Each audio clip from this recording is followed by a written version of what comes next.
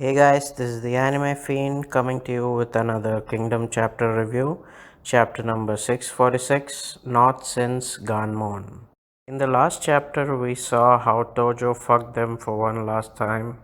This chapter, we start with Riboku and company rushing out of the castle for the safety of Prince Ka.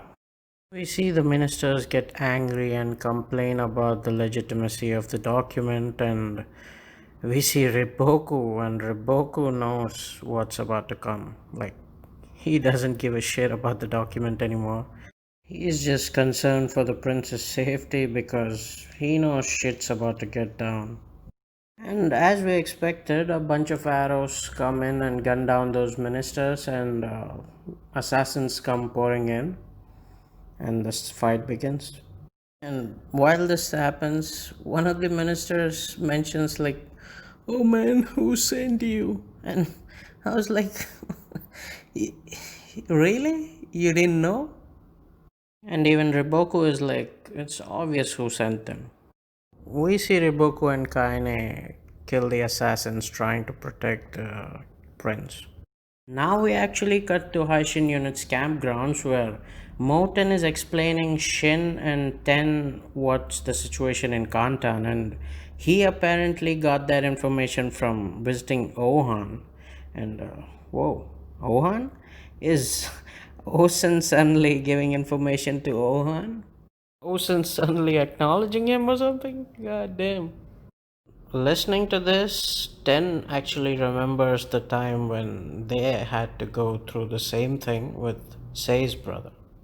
Saying that, Moten actually mentions that more often than not, in these kind of situations, the successors group usually just tries to cap off the opposition. So, this is actually what's happening. We cut back to Kantan, and damn, we see like mad bodies everywhere. And we see Kakuka and his faction actually enjoying the slaughter and mentioning like everybody, almost everybody, not everyone, but almost everybody who came out of the prisons, like they're killed, their family is killed, they're like everything connected to them is just killed. Like most of them are just wiped out. Kakukai himself, though, he's still cautious about Prince Ka being still alive and Riboku guarding him, so he's just bring their heads to me and only then I'll relax. And now we actually get to Riboku and company where they're escaping with a bunch of horses with Riboku and Prince Ka in a horse carriage. Now, Riboku mentions they need to escape to a small city named Hosho.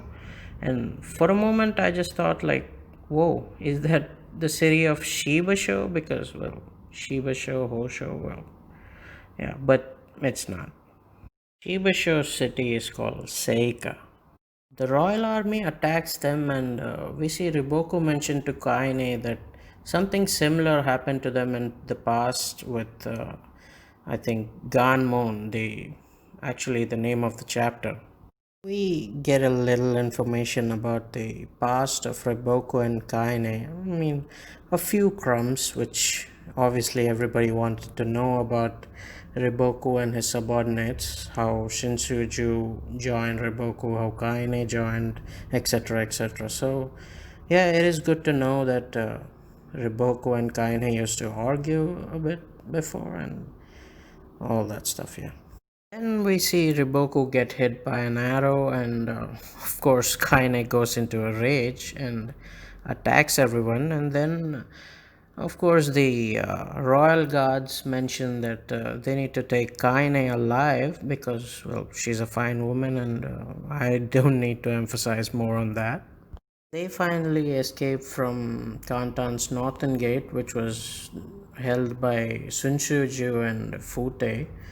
Then we see the royal army, which was actually outside of Kantan, come in to attack them, but Banaji comes in time and saves them.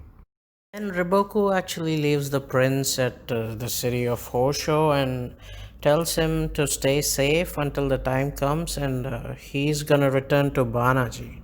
And as we expected, Prince Ka just breaks down and, just basically admits that everything has gone to shit.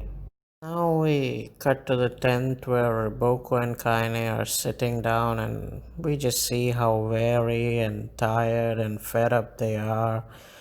And Kaine seems to mention about some strategy to Riboku, but Riboku was like, well, we'll just talk about that tomorrow. Nothing for today, just we gotta rest.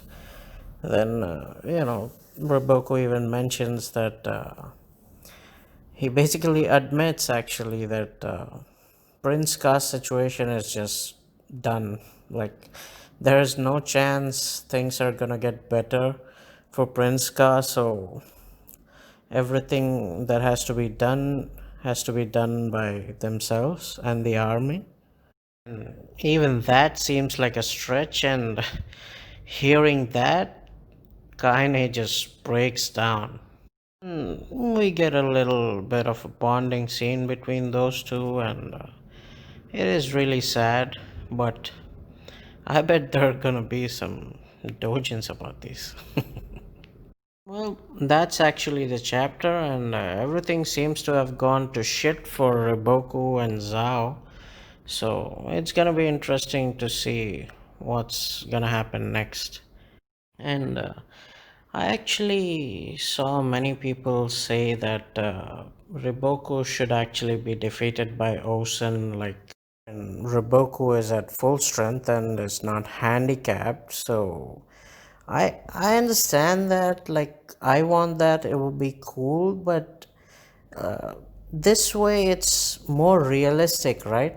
All this shit actually happens with Chin all the time, and nothing happens to other states, so it's more realistic, right? And actually, even after all of this, things could still happen, like Kanki versus Riboku, where Riboku gets a huge W. It can still happen.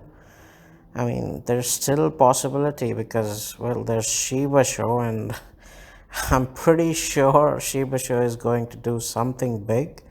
So yeah, there's a lot of possibility, and well, I guess that's all I have to say for today, and that's the chapter review of Kingdom 646. Well, until next time, peace.